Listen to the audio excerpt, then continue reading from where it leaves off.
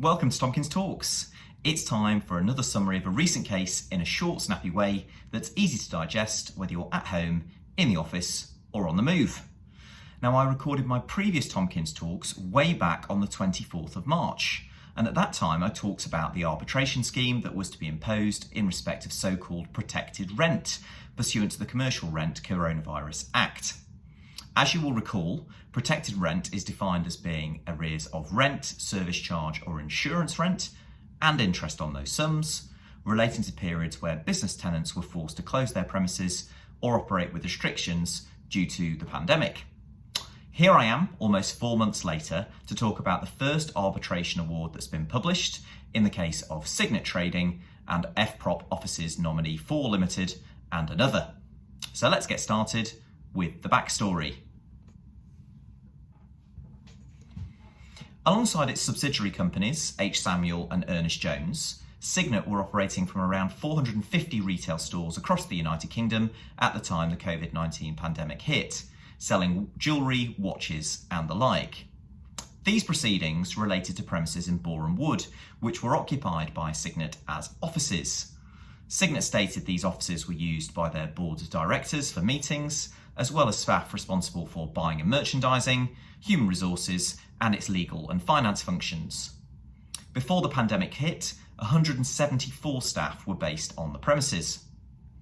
Now, Signet closed all of its retail shops when the pandemic hit in accordance with the government closure orders.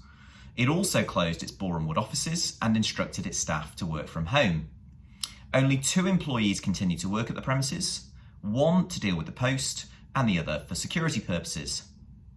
Now, Signet didn't pay the rent due to its landlords in respect of these offices on the 25th of March 2020, the 25th of December 2020, or the 25th of March 2021. The total unpaid sum was a little under £450,000. Signet claimed that these sums were protected rent and therefore subject to the statutory arbitration scheme. Their position was founded on the basis that as their business was a retail business, the restrictions imposed by the government applied to their office premises as well. The landlords, unsurprisingly, stated there was no closure order in respect of these offices, and as such the sums demanded were not protected rent, and therefore the statutory arbitration scheme did not apply. So what was the outcome? The matter was determined by Gary Cohen QC. Having considered the information and evidence submitted by the parties, he determined that Signet's offices were not subject to a closure order and the rent in dispute did not constitute protected rent. As such, he dismissed Signet's application and made a preliminary finding that Signet should bear the landlord's costs, albeit the parties were to make further submissions on costs. So what does this mean?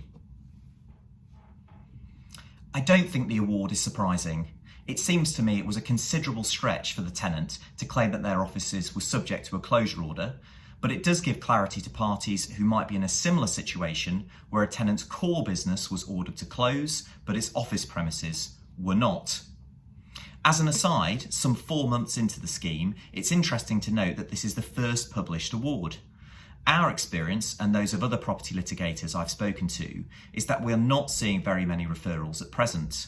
It may, of course, be the case that parties are waiting until closer to the September deadline to try and obtain the full benefit of the period when landlords' right to pursue these monies are restricted, but we will have to wait and see if there's a flurry of claims towards that deadline. I hope you found this video useful. If you have, please like, comment or share. I'll see you again soon for another Tomkins Talks.